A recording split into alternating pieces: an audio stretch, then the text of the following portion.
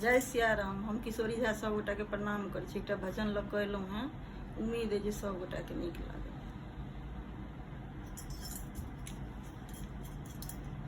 देखी का राम लखन दुनु भैया जनक जी मोहित भेला ना। देखी का राम लखन दुनु भैया जनक जी मोहित भेला ना।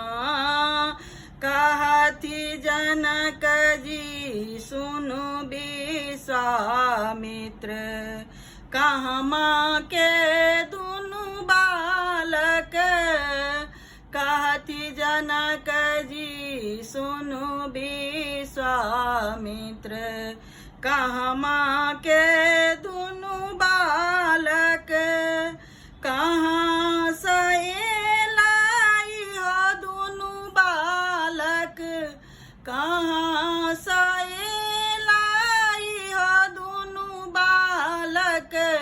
की छनि पिता के नाम जनक जी मोहित भेला ना।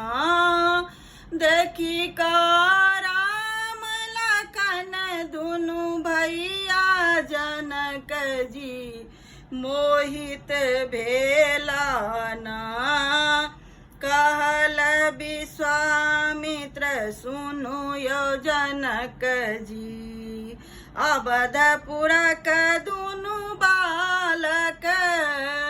कहल विश्वामित्र सुनु यो जनक जी अवधपुर के दुनु बालक।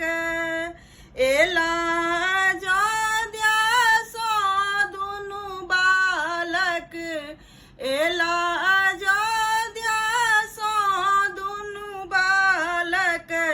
दशरथ पिता के नाम जनक जी मोहित भेला ना। देखी का राम लखन दुनु भैया जनक जी मोहित भेला ना।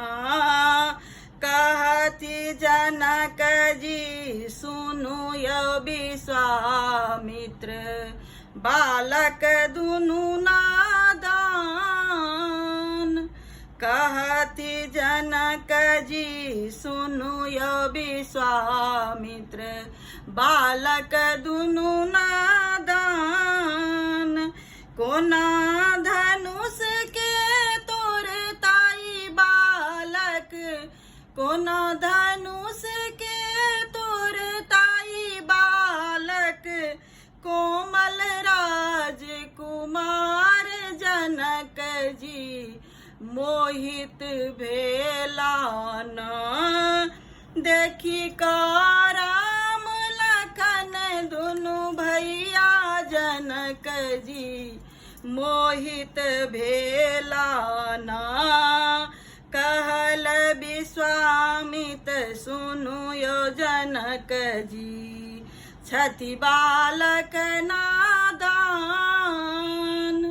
कहल विश्वामित्र सुनु यो जनक जी छथि बालक नादान। ई चुटकी सा तोड़ता धनुष के, ई चुटकी सा तोड़ता धनुष के। करता स्वयंवर राम जनक जी मोहित भेला ना।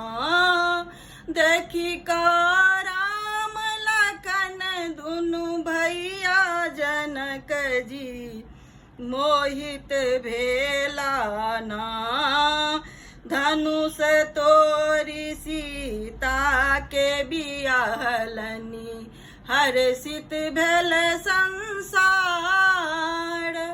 धनुष तोरी सीता के बियाहलनी हर्षित भेल संसार।